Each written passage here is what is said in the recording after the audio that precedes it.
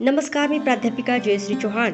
काव्यपरी Jayashree official या माझ्या YouTube चॅनलवर आपल्या सर्वांचं मनापासून स्वागत करते. नवरात्रीच्या 6व्या दिवशी देवी कात्यायनी मातेची पूजा केली जाते. ओम देवी कात्यायने नमः. नवरात्रीची ही 6वी माळ देवी कात्यायनी मातेला समर्पित आहे. देवी पार्वतीचेच हे एक रूप आहे. महर्षी कात्यायन यांची ती कन्या असल्याने तिला कात्यायनी हे नाव मिळाले आहे. तिनेच अत्याचारी दुराचारी असणाऱ्या महिषासुराचा वध करण्यासाठी हे रूप धारण केले आहे असे मानले जाते. कात्यायनी मातेचा उल्लेख यजुर्वेदाच्या तैत्तरीय आरण्यक या भागात आढळतो. शक्तीची देवी दुर्गेचा अवतार कात्यायनी हे तिचे रूप सर्वात भयंकर आणि सर्वात पूजनीय रूप आहे. ते दृढनिश्चयी आणि शक्तीचे प्रतीक आहे.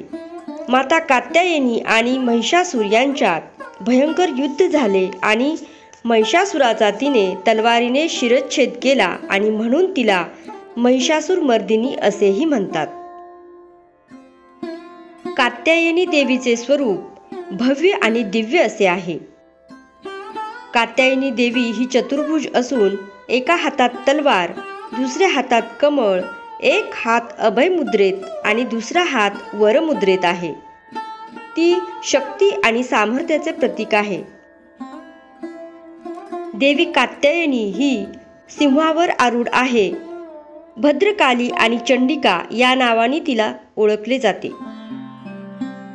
एका पौराणिक कथेनुसार कोल्हासुराची सहाय्यक रक्तबीज हिच्याकडे अशी शक्ती होती की पृथ्वीवर सांडलेल्या त्याच्या रक्ताच्या प्रत्येक थेंबातून असुर निर्माण होत असे.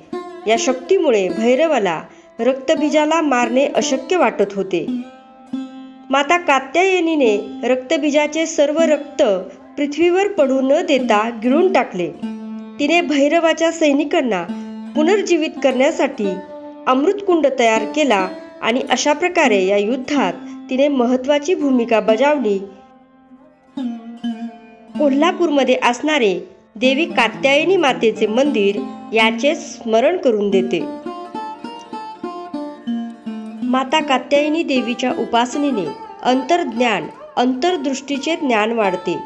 आज्ञाचक्र म्हणजेच तिसरे नेत्र सक्रिय होते. ती भक्तांना धैर्य आणि संरक्षणाचे सामर्थ्य देते आणि जीवनातील सर्व संकटांवर मात करण्याची शक्ती देते. अविवाहित मुलींना त्यांच्या मनाप्रमाणे इच्छित जीवनसाथीचा आशीर्वाद देते असे मानले जाते. चंद्र हा स्वज्वल करा शार्दूल वरवाहना कात्यायनी शुभ ददात देवी दानव घातिनी हा मंत्र म्हणत तिची प्रार्थना केली जाते. माता कात्यायनी देवीचे ध्यान करण्यासाठी वंदे वांछित मनोरथार्थ चंद्रार्थ कृत शेखरम सिंहारूढा चतुर्भुजा कात्यायनी यशस्विनीं स्वर्णवर्णा आज्ञाचक्रस्थितां षष्ठं दुर्गा त्रिनेत्रिणां वराभीतकरां शगपदधरां कात्यायनसुता भजामि पटांबरपरिधाना स्वेरमुखी नानालंकारभूषितं मंजिरहार केयुरकिंकिन रत्नकुण्डलमण्डितां प्रसन्नवदना पल्लवधरा कान्तकपोलां तुगंकुचां कमनीया लावण्या त्रिवलिभूषितं निन्मनाभिं वन्दे वाञ्छितमनोरथार्थ चन्द्रार्धकृतशेखरं सिंहारूढा चतुर्भुजा कात्यायनी यशस्विनीं कात्यायनी यशस्विनीं हा मंत्र म्हटला जातो.